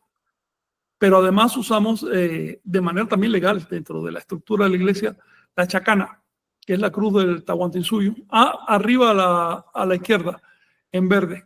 Esa es la chacana con el teocuitla adentro. Es un signo oficial. El corte de caracol lo ves al lado. Hay muchas maneras de representar el corte de caracol. sobran símbolos en Anáhuac y todos nos identifican. Pero el de la comunidad, a ver, ¿qué identificaba a un tolteca hace 500.000 años? Generalmente era el caracol. Ese era el emblema que usaban, que es el emblema particular de los profetas de la serpiente emplumada, un caracol cortado. Sí. Y a mí me parece bien porque no compite con las cruces de los cristianos, ni con los chakras de allá de la India. ¿No? Sí, adelante. Sí, muy bien. También a Juan Filo, qué gran trabajo del compañero escultor digital. Ese es un gran ejemplo de cómo el arte y los nuevos medios son herramientas para seguir manteniendo vivo el conocimiento. Sí. Y hacerlo atractivo, que es importante eso, entender el lenguaje que se expresa. Cada 700 años las academias quiebran por eso, porque no dominan los nuevos lenguajes, entonces ya no comunican a los jóvenes. Pero estos muchachos que están usando estas cosas, mis respetos. Sí, sí, hace notar la diferencia, ¿no? Y el nivel de calidad en la organización que había y que carecemos en la actualidad. Sí, es la parte central de México con respecto a su periferia, es la diferencia entre Anáhuac y lo que hay ahora. Sí, sí. La organización exacta después todo Y el caos. el caos, las pajas mental que hay. Mm. Bueno, también el mismo Juan Filo, me gustaría merentaran con algunas piezas en las que estoy tratando de integrar el lenguaje y el conocimiento en algunas de mis piezas. Pues, si nos escribes ahí por el grupo Sí. de Facebook de Universidad Tolteca, Sí. pues ahí podemos tener esta orientación, ahí te Sí, o podemos platicar. difusión, si quieres hacer Exacto, difusión, también. sí, en un momento. Recuerden todo, Tolteca en esencia significa artista. Por eso a mí me parece muy bien difundir lo que se puede del arte. Ujú. Sí, sí, hablando de eso, nos mandaron una pieza, ¿no, Vicente? Que pusiste ahí.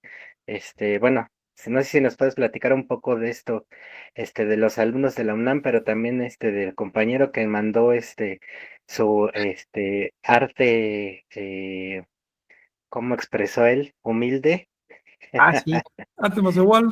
Arte más sí, igual. sí, es que hicimos una convocatoria, agradecemos para quienes se han sumado y han participado en ella, y en especial acá nuestro hermano Tolteca, o por así llamarle, que nos hizo justamente esta colaboración acerca de pues bueno, una concepción, ¿no? El René Milán Seattle, también obra crisálida de obsidiana.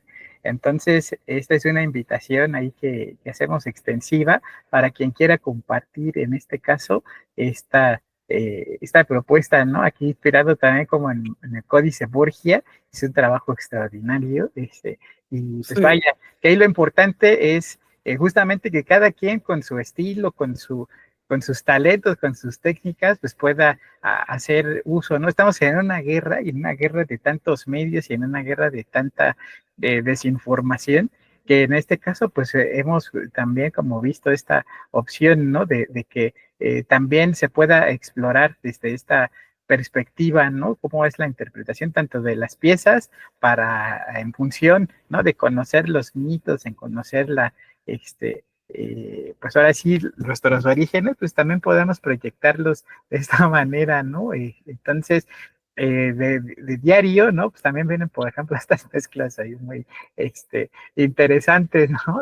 Con motivos de caricaturas, aprovechando las facilidades que nos da el Claro. arte de explorar, de crear, y pues hay cosas muy, muy interesantes, ¿no? Que nos han compartido desde unas cosas muy didácticas, otras muy expresivas, ¿no? Como este tipo también con las culturas, los pueblos originarios, hasta estas otras que, por ejemplo, ¿no? Con la Chicalcoliuqui, también Sí. para hacer vestidos, aretes, que es parte también de la cotidianidad, ¿no? Entonces, pues exploren y pues vean, por ejemplo, esta que es del Kinam, ¿no? También. Órale. Y así hay varias, ¿no? Que iremos compartiendo, también de obras, ¿no? Como decía, ¿no? Por ahí que tatuajes y cosas así también han hecho, y fotografías, ¿no? También que van desde estudios de acuarela, o estos, ¿no? Por ejemplo, recreando las posturas, ¿no? Del luchador, etcétera. Ujú. Entonces, pues va a estar muy interesante, y pues les invitamos, ¿no? Que aquí, pues el Macehualo, Macehual, Mazatl, entonces, porque pues es importante que vayamos haciendo presencia, ¿no? En ese sentido, así que, pues aviéntense, ¿no? Y exploren, aquí les daremos un espacio donde pueden, mandar sus trabajos acá a Nación Tolteca, Correo Vicente a Nación Tolteca, y pues todos los eh, días, a las 10 de la noche publicaremos ahí alguna obra, ¿no? Ahorita ya estamos, Órale. así que Muy interesante la crisálida es, y Papalote, ¿viste? así vamos a ponerla, otra vez acá aprovechando. Sí, y Papalos, no veo los detalles, pero sí es el estilo de las páginas centrales del Borgia, que es tremendo. Estilo mixteca. Sí, no, exacto, ¿no? Entonces es una adaptación, y me llamó la atención que decía humilde trabajo, no, muy buen trabajo, y Sí, pues lo que tengas acá lo difundimos, y pues ese es el tolteca, ¿no? Que se avienta a claro, crear, y tanto pueden ser imágenes, pero también pueden ser cantos, ¿no? Rosita con las también. Sí. obras. Luego los artistas perciben cosas, que un investigador formal no percibe, pues son cosas ya delicadas de la cultura.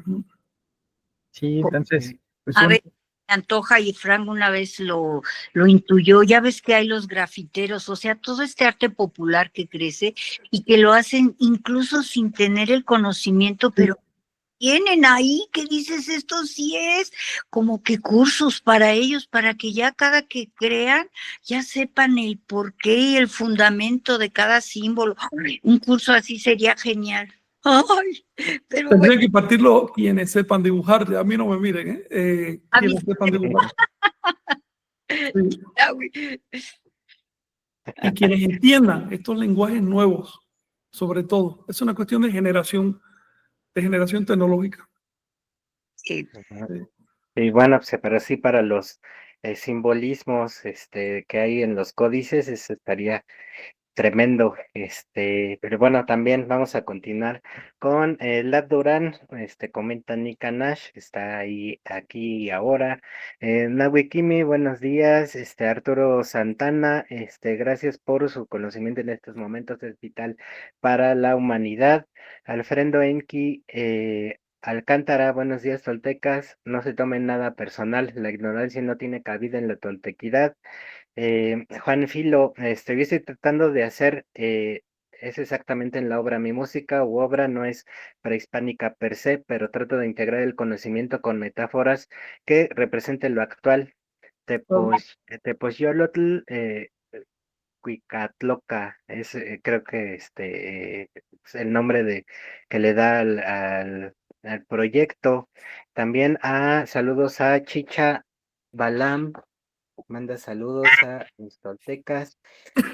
También Adrián Flores Barajas, saludos Frank, ayer estaba escuchando uno de tus videos diferidos y de repente sentí mucho cariño hacia tu persona por todo el trabajo que has hecho por la Tolteca y yo solo quería expresárselos. Gracias, qué bueno, me reconforta. Y bueno, también justamente haciendo mención a esto, recuerden que en los canales de YouTube, tanto de Nación Tolteca como de Iglesia Tolteca, estamos subiendo los videos de clases de Frank. Ya está el video de matemáticas vigesimales, ese lo transmitiste en pandemia, pero justamente como los empezó a borrar YouTube, había hecho el respaldo de esa información para que ahí lo podemos ver en Tolteca Tlapohualistli, está al final. Entonces cualquiera que quiera verlo lo pueda ver ahí y bueno, pues no se perdió esa información que estaba antes ahí en el Facebook. Ahora ya lo pueden ver aquí a través de YouTube. Y también Isabel Noemí Torres, saludos desde Argentina. Gracias siempre por compartirnos tanta información valiosa. Sigo aprendiendo. Gracias a ti. También un abrazo que andas también ahí estudiando en el curso de Antonio Guadarrama. Ya. de Calendárica. Humanos libres 2.0, la ignorancia de nosotros mismos es la maldición más triste que podamos conocer y la negación de nuestra cultura es la peor traición ante los ancestros y las futuras generaciones anahuacas. Gracias. Eh, a ver,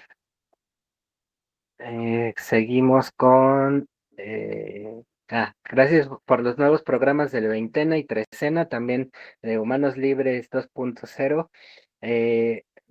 Porque nos permite llevar la cuenta de manera más consciente, ya que los programas ya no son necesariamente el fin de semana. Saludos cordiales.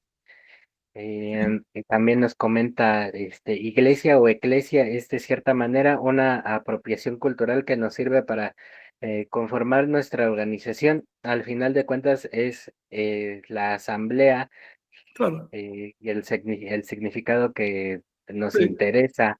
Internamente le llamamos movimiento. Movimiento. La iglesia es una Ujú.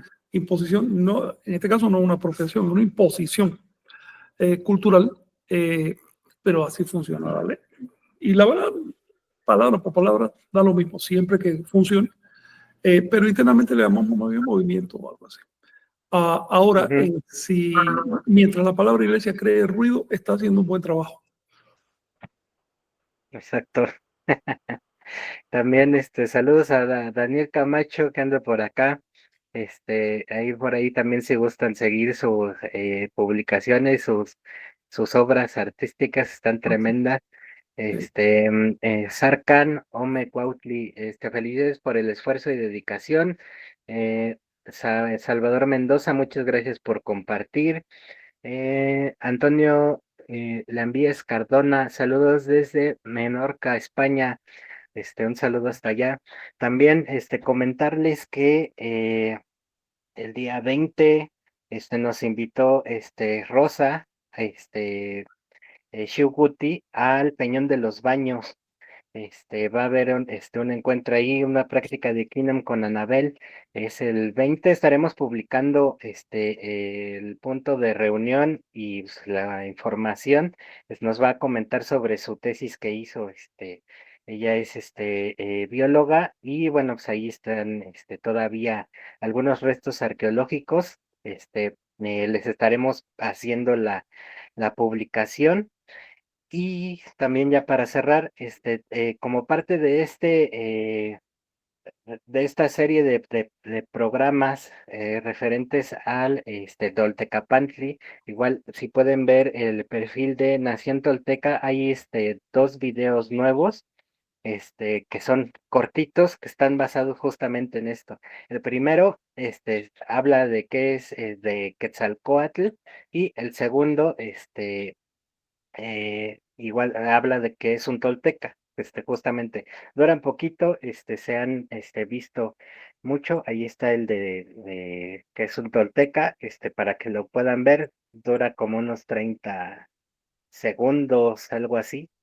Entonces, es una breve explicación basada justamente en el Toltecapantli, sobre lo que es ser tolteca, que no es etnia, aquí por ejemplo, las diferencias aparentes, que es lo mismo, es sencillo, igual justamente para poder orientarnos un poco, y aquí ya se regresa, ¿no? Pero bueno, son esas capsulitas breves que, Saludos ahorita. digamos, más van a ser para, mira, y ahí está el otro, ahí está es exactamente. Aquí habla de Cocolcán, Quetzalcóatl, tomando justamente de ahí, del Toltecapantli. Entonces, para que puedan llamar la atención, ¿no? Claro, A está la muy bien. gente, y bueno, aquí a través de esta serie de programas vamos a estar profundizando sobre esto que ya se hizo. Entonces, pues también para que tengan un poco más de información. Y bueno, pues también saludos a Juan Álvarez, muy, gracias por sostener el intento, saludos toltecas. Y no sé si tengan algo más para cerrar. Yo por mí ya. Muy bien. Rosita, saludos. Gracias, me quedé con la duda de si los elotes se hicieron aquí, se fue generando. escogieron los colores de los rumbos, rojo, blanco, azul, a propósito. Digo, ay, Tú hablas del maíz, ¿no? sí, del maíz, el elote, la mazorca. El elote, te entendí, el ocelote.